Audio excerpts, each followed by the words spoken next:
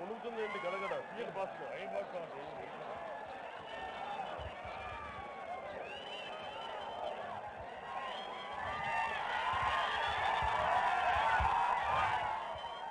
నెల్లూరు మన నర్సాపురం పార్లమెంటు అభ్యర్థిగా కొణిదెల నాగేంద్రబాబు గారిని పెడతా ఉన్నాం. పాపం ఈ కథ చెప్పాలి కదా, ఎందుకు అభ్యర్థిగా పెట్టానని చెప్పి. నాకు ఇంట్లో వాళ్ళని తీసుకోవడం నాకు ఇష్టం ఉండదు బేసిక్గా.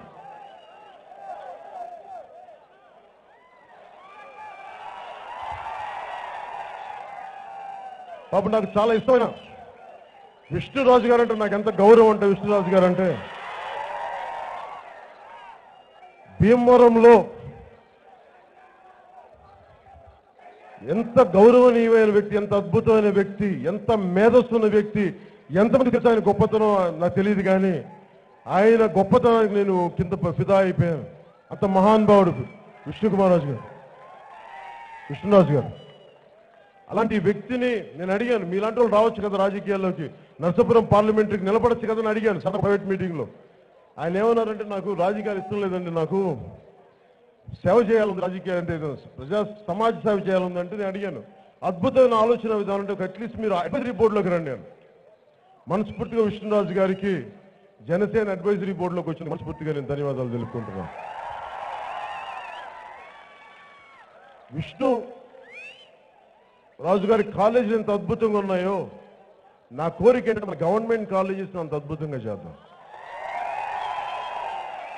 అంత అద్భుతంగా చేద్దాం. మన డిఎన్ఆర్ కాలేజీలో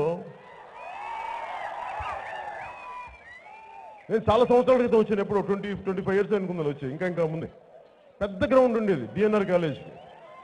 రాను చిన్నగా ఎందుకు ఇంత అయిపోయింది. మరి పిల్లలు ఏం చేస్తారు, గ్రౌండ్ లేకపోతే ఆడుకోవడానికి ఏమి లేకపోతే ఏం చేస్తారు, బైకుల్లో పెట్టి రైస్ చేస్తూ ఉంటారు బైకులు.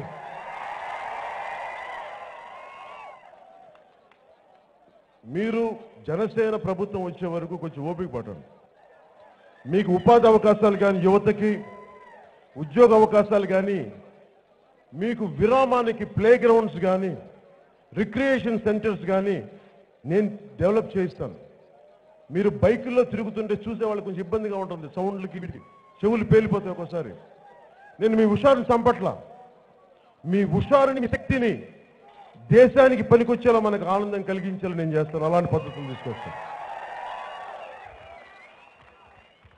నాగబాబు గారిని ఎందుకు పెట్టానంటే, విష్ణురాజు గారు లేకపోవడం వల్ల చాలా మందిని అడిగాను, చాలా పెద్దలను అడిగాను.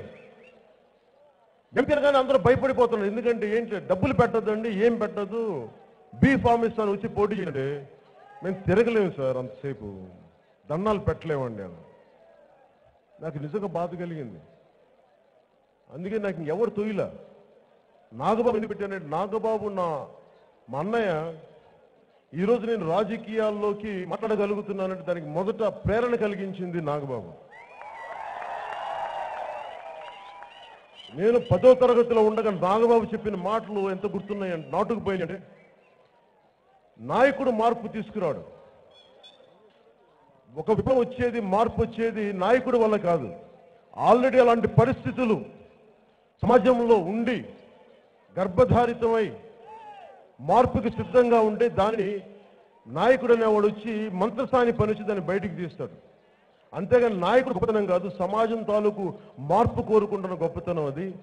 అండ్ ఇట్ ఈస్ ఇంప్రెగ్నేటెడ్ అంటే చేంజ్ అనేది, మార్పు రావడానికి ఒక తల్లి బిడ్డని చేయడానికి ఎంత రెడీగా ఉంటుందో, మంత్రస్థానం వచ్చి బిడ్డని ఎలా బయటికి తీస్తుందో, మార్పు అనే బిడ్డని సమాజం మోస్తున్నప్పుడు నాయకుడు అనేవాడు వచ్చి మంత్రస్థాని లాగా ఆ మార్పుని బయటికి తీసుకొస్తాడు. నేను అలాంటి మార్పుని తీసుకొచ్చేవాడిని తప్ప మార్పుని నేను తీసుకురాలేదు. మార్పు ఆల్రెడీ ఉంది, మీరు నేను మాట్లాడుతున్నాను అంతే.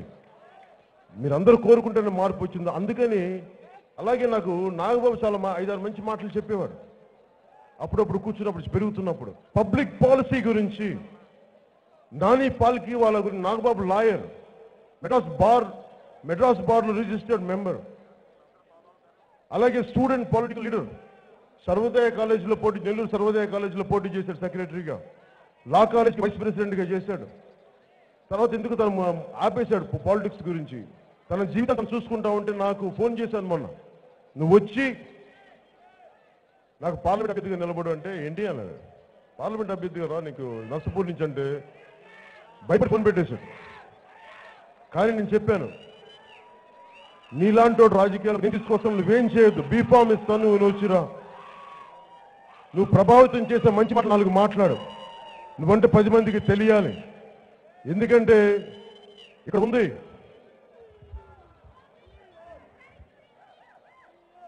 తెలుగుదేశం నుంచి పోటీ చేస్తున్న రఘురామరాజు గారు. ఏంటి అలా సైలెంట్ ఉన్నారు కాదా?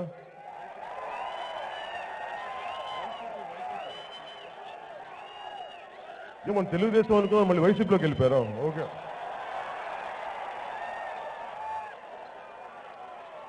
సీటు డబ్బులు ఇచ్చి కొనుక్కోవడానికి ఏముందిలే అంటే నేను వెళ్ళరనుకున్నాను వైసీపీకి. రఘురామరాజు గారు, రఘురామరాజు గారికి జగన్ అంటే చాలా చిరాకే. నా ముందు తిట్టారు జగన్మోహన్ రెడ్డి గారిని.